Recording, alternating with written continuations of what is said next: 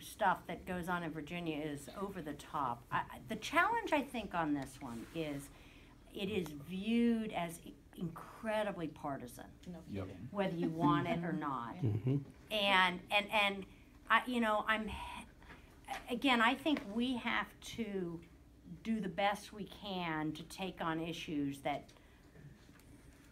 And we've done a program on redistricting. I mean, we did a big program in conjunction with George Mason University School of Public Policy. So, and the Social Justice University. Right, and I think that is an issue that I suspect we will continue to do locally. Great. And one other, I don't want to give up on the felony threshold. And the key player in that is a constituency you haven't mentioned. And I am not brilliant at this, but the business community. My understanding is that what's holding back the raising is that storekeepers are afraid they won't have the leverage against employee theft. And I just wonder, on all these issues, Medicaid, how do we, and I'm the last person on earth to do this, I'm so like nonprofit, born and raised in every way, but how do we bring our businesses along with us? And I just put that out as a question. My understanding on the felony threshold one is that the way to do it is what was done in North Carolina, which is you have one set of punishments for people who shoplift and another for employee theft. And that the business community is most concerned about employee theft. And so if you split the punishment stuff, you could probably raise the threshold. Again, that's... So the worry is, if you go after wage theft, you might piss off a few people in the business community. So as we do that, I'm just wanting to dream we can also make friends. Yeah, and again, I'm not even sure we'll end up on wage theft, because again, there hasn't, it's a completely new issue. I'm not sure it's got any visibility. Does does like a legitimate business community actually, like the Chamber of Commerce, do they see that as, I would think most employers think, oh, I don't do that. Go after those people. They're all fly-by-nights and crooks anyway. On the wage theft stuff? Yeah. Not the hotel industry. Well, the way we've won it in other places has always been to split the business community on this, because there are a number of ethical employers who are undercut by the folks that don't pay workers fairly. And that's particularly true in construction. Anyway, there's a number of sectors where you can really get really good employers to speak up in support of strengthening enforcement. So I would say instead of doing detailed analysis of any one issue, I think it would be good for us to provide some feedback. Go ahead. I'd just like to mention, John, I know, is particularly interested in the hunger issue and TANF, and that in Virginia it really needs temporary assistance for needy families, making that work. And we've got several things pushed through this year, either by amendment or by votes. So that's been our big focus this year.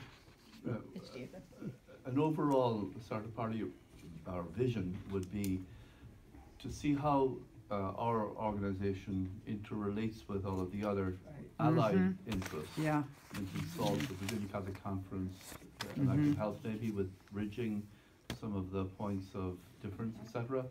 And also I'm thinking about Voice, Virginia's organized inter-community engagement in Northern Virginia. We're establishing we're doing a listening session over the next number of months to identify what issues we'll be working on next year, and some of these same issues are coming up. So I'm just thinking about how do we develop a collaborative relationship, because what happens so often is a competitive kind of a thing happens among advocates. And the other, just a few overall things.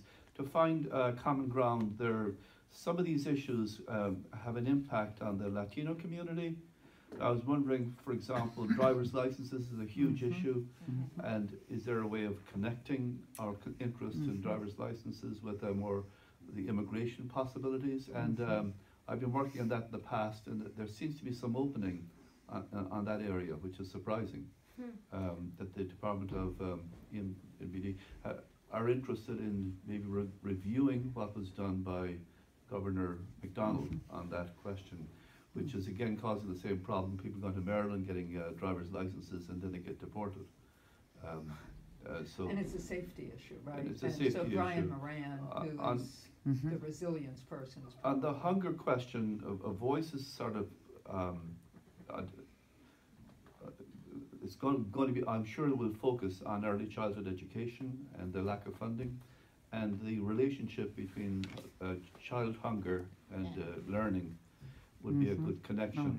If other folks are focusing on education, to see the educational dimensions and the school dimensions of the hunger issue. I was thinking also about the linking up human trafficking, which has become a major kind of a sexy topic, but it relates to wage theft, and so you can get a connection between the groups that are forming around human trafficking, who oftentimes focus on the sexual aspect and forget about the labor aspect of wage theft. I was thinking also about connecting the concern for health care. There's an issue about neonatal care for immigrants, and the fact that in other states you don't have to be resident as long as, or you have to be resident longer in Virginia than in other states to get neonatal health care. And neonatal health care affects immigrant mothers and so forth, which also impacts emergency rooms. It's more expensive. If you have mothers who don't have prenatal care, they end up in the hospitals. And so you could link up our concern about Medicaid and health care with maybe neonatal care, and the question about immigrants involved with that. So I'm just seeing how we can connect some of what you're doing with regard to the other thing on civic engagement. Virginia Catholic Conference has also a process for voter registration, and it's so much easier for us as parishes to kind of use the umbrella of our denomination like the Lutherans do.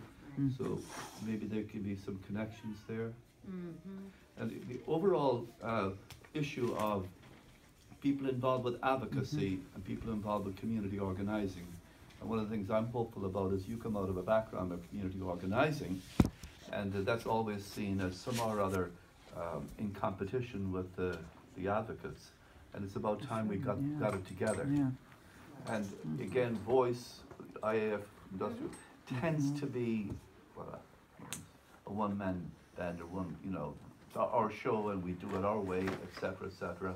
But I think they're, certainly Amy White, are very interested in more collaborative approaches than traditional community organizers have done. And I just think that if we could connect up, we have like 40 churches potentially involved with voice, dealing with immigration issues, housing issues particularly, and housing hasn't been mentioned in your agenda, which is all right. It's a fundamental It's really problem hard in to get to North. 3, isn't it?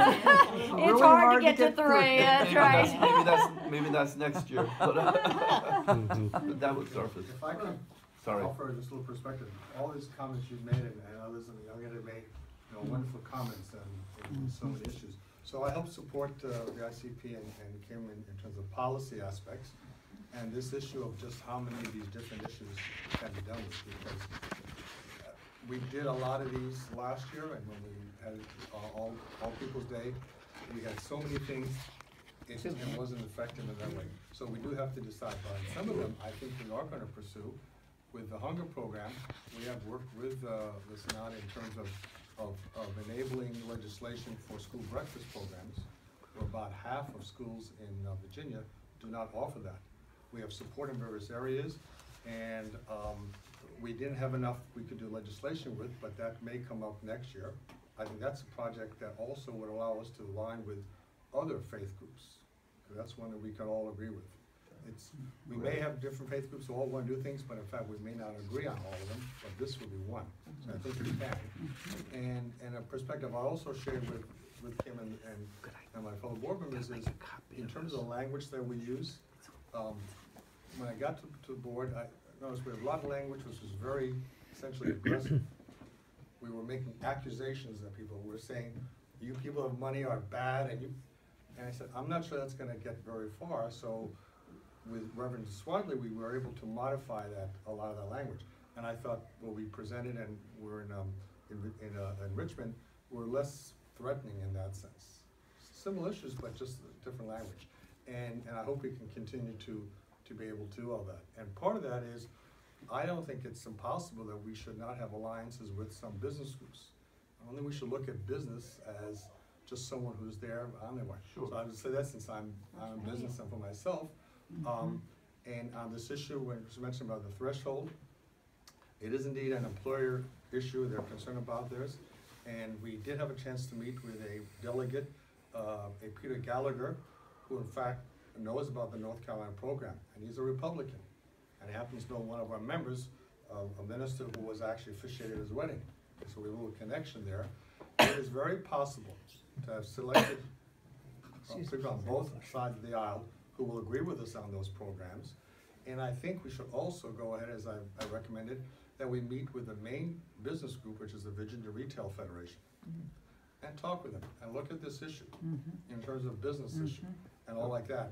And I think we should look at that as a possibility to be able to change that. Because if you can change them, then you've done the job with the General Assembly. General Assembly will react to people who support them.